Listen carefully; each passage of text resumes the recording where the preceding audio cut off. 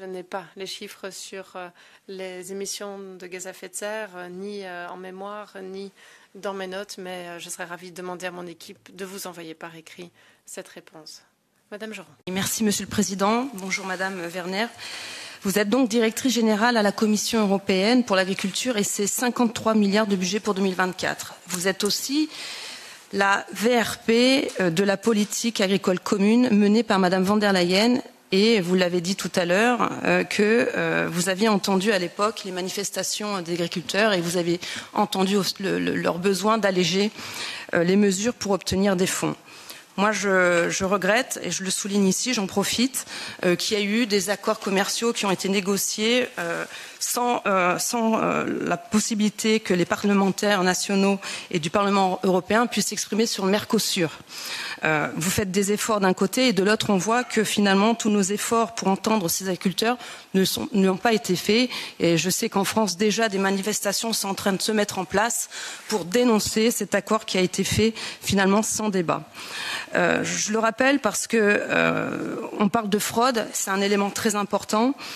On le voit dans votre rapport d'activité. Je vois que ex-post 2024 ont été récoltés 280 millions contre 660 millions en 2023.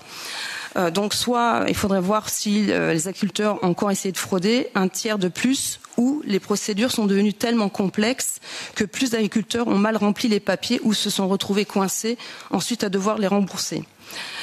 Comme je le disais, ça fait partie de votre rapport, mais nous, en plus, politiquement, vous êtes peut-être au courant, nous avons déposé une motion de censure, et donc vous êtes aussi indirectement visé par cette motion de censure, pour laquelle vous allez devoir répondre donc, au mois d'octobre.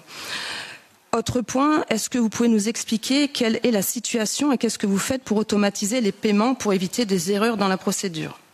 Ensuite, on voit que le rapport de la Cour des comptes en 2024 écrit dans son analyse d'impact sur la proposition de nouvelle législation relative à la PAC, la Commission a estimé que les agriculteurs subiraient une baisse de 5 à 10% de leurs revenus selon le scénario envisagé. Je vous rappelle qu'au mois de septembre, la PAC a été annoncée.